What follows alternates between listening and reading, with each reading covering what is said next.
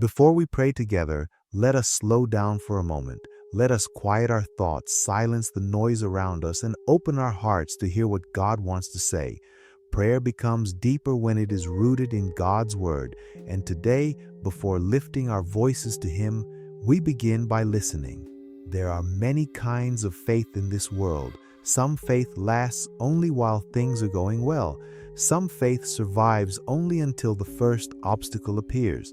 But there is another kind of faith, a faith that does not depend on circumstances, emotions, or visible results, a faith that stands firm even when nothing around us seems to change.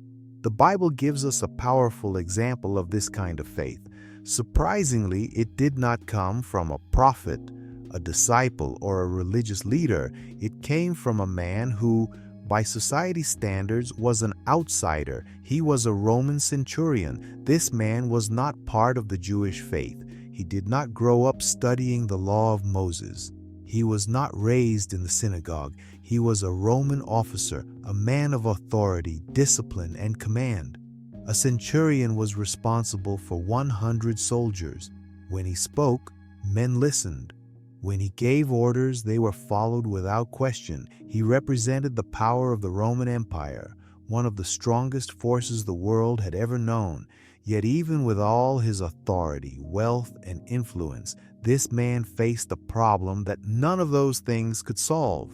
Someone precious to him, his servant, was gravely ill. The Bible describes the servant as paralyzed and suffering terribly. This was not a minor sickness. It was serious, painful, life-threatening. Money could not fix it. Status could not change it.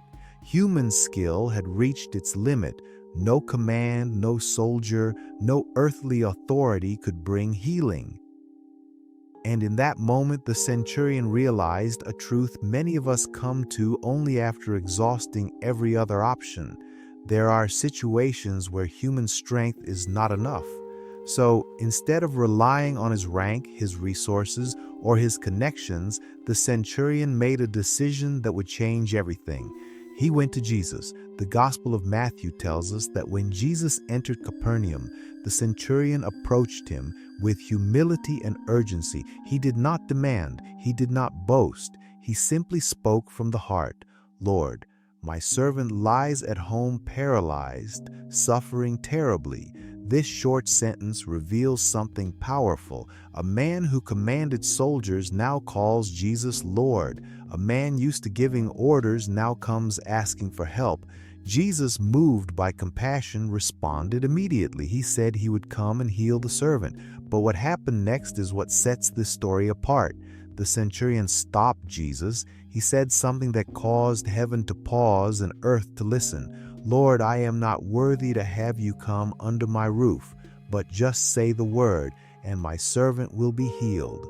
This was not false humility. This was deep understanding.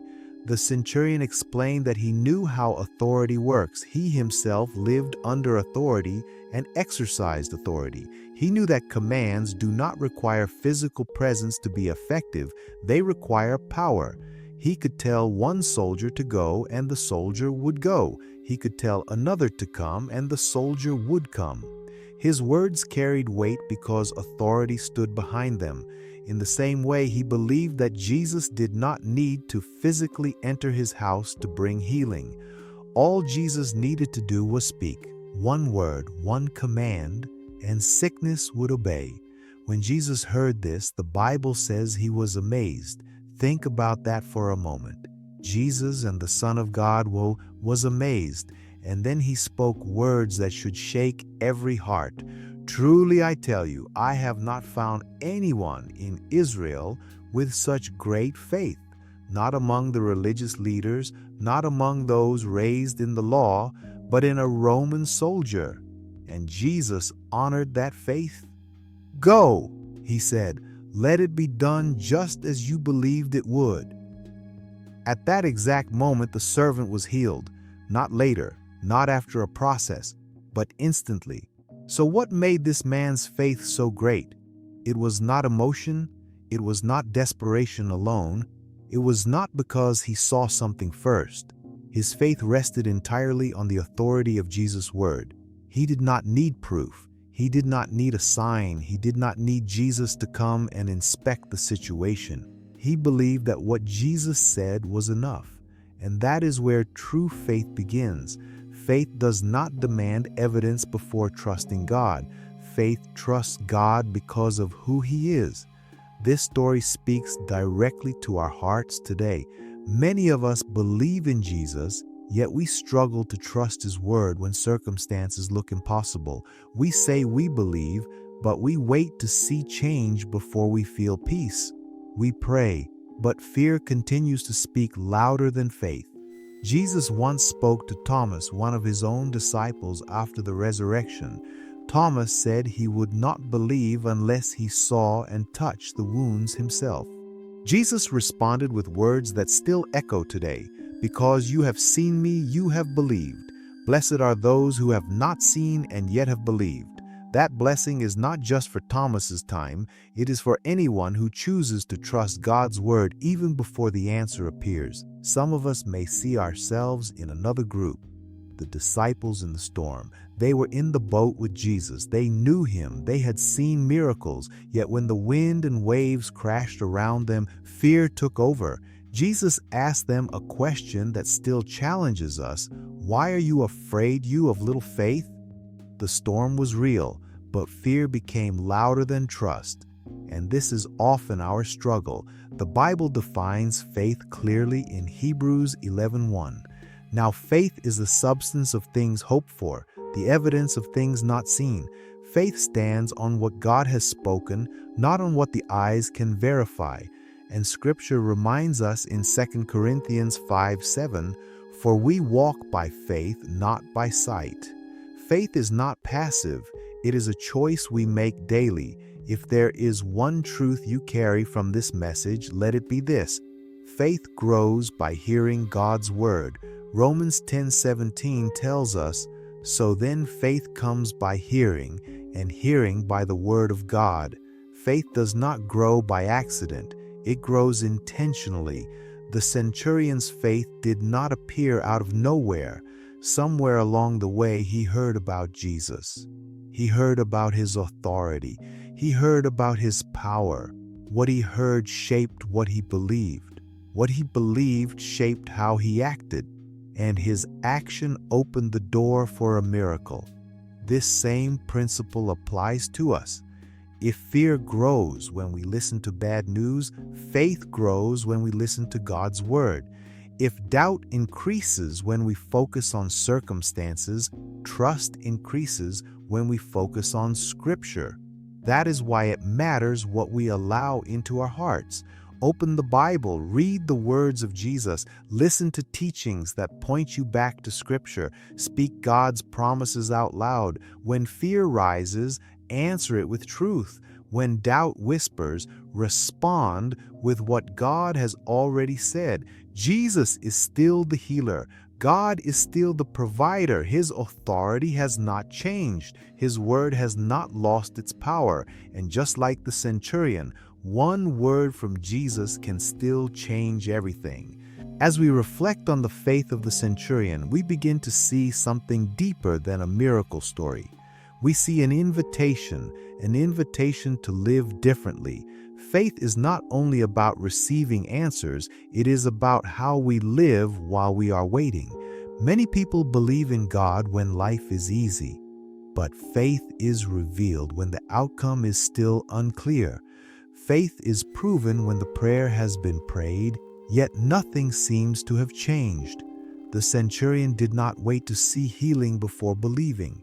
He believed first, and healing followed. This challenges us because much of the time, we want the opposite order. We want reassurance before surrender. We want clarity before trust. We want peace after the situation improves. But biblical faith works differently.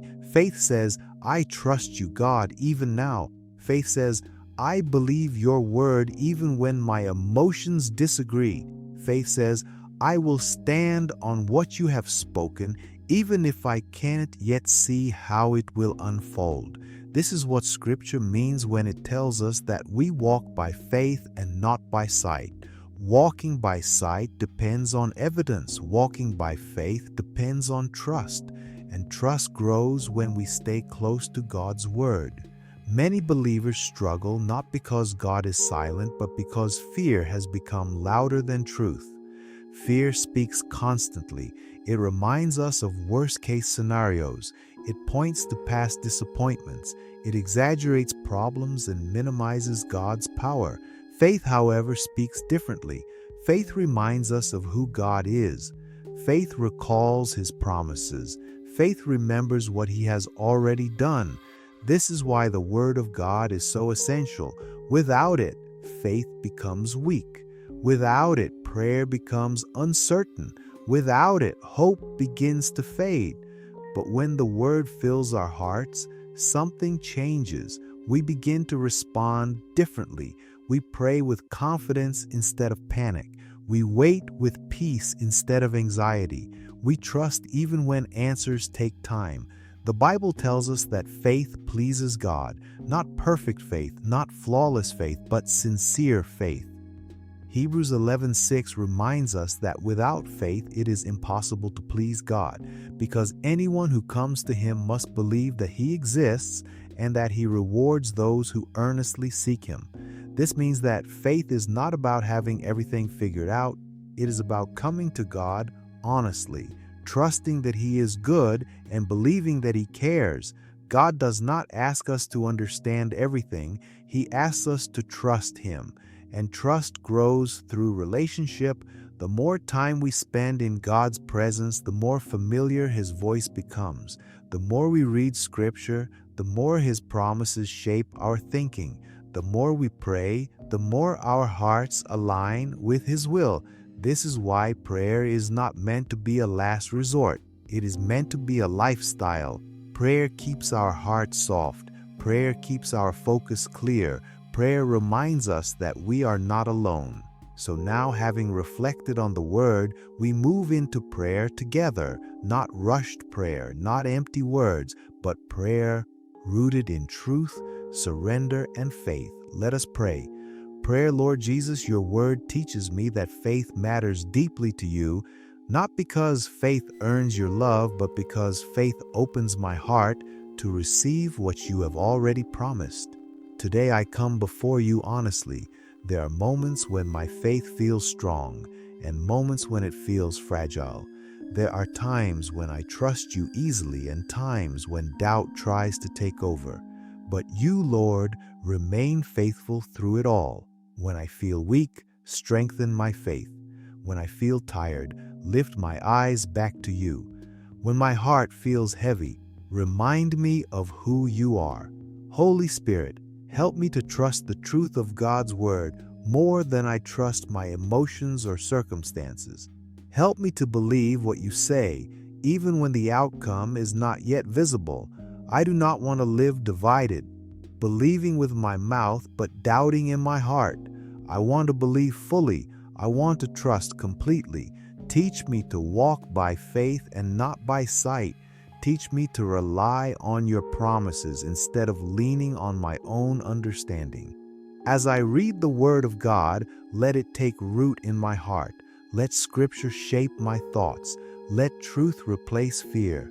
Let faith rise where anxiety once lived.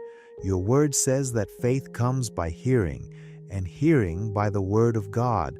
So I ask you, Lord, to grow my faith as I continue to listen, read, and meditate on your truth. When fear tries to rise, remind me of what you have already spoken. When doubt tries to speak, let your word be louder. When worry tries to take control, guide me back to prayer. Lord, I ask you to help me pray without ceasing. When life is overwhelming, teach me to run to you instead of running to worry. When my mind feels restless, remind me that I can bring everything to you in prayer. Your word promises that when I bring my request to you with thanksgiving, your peace will guard my heart and mind. I hold on to that promise today. When anxiety weighs on me, help me to release it into your hands. Teach me to truly cast my cares on you, trusting that you care deeply for me. Holy Spirit, stir my heart to remain connected to God in every season. In joy and in difficulty, in peace and in uncertainty, teach me to pray consistently, trust patiently, and hope confidently. Lord, you have promised to fight for your people. Teach me to stand still in faith when my flesh wants to act out of fear. Help me to trust that you are working, even when I cannot see it yet. Help me to remember what you have already done in my life, the doors you have opened, the protection you have provided, the strength you gave me when I felt like giving up. Let my faith grow as I remember your faithfulness. Lord Jesus, you have given your people authority through you. Help me to live with confidence, not fear. Help me to walk knowing that I am covered by your grace and guided by your Spirit. If you are for me, nothing can ultimately stand against me. You have carried me before, and you will carry me again. I place my trust in you. I submit my plans to you. I ask you to guide my steps and make my path clear. Strengthen my faith day by day. Anchor my heart in your truth. Teach me to trust you completely. I give you honor, glory, and praise. In the mighty name of Jesus, I pray. Amen. If this prayer has spoken to your heart, let it become more than words. Let it shape how you think. Let it guide how you respond. Let it strengthen how you believe. One word from Jesus is still enough. One promise from God can still change everything.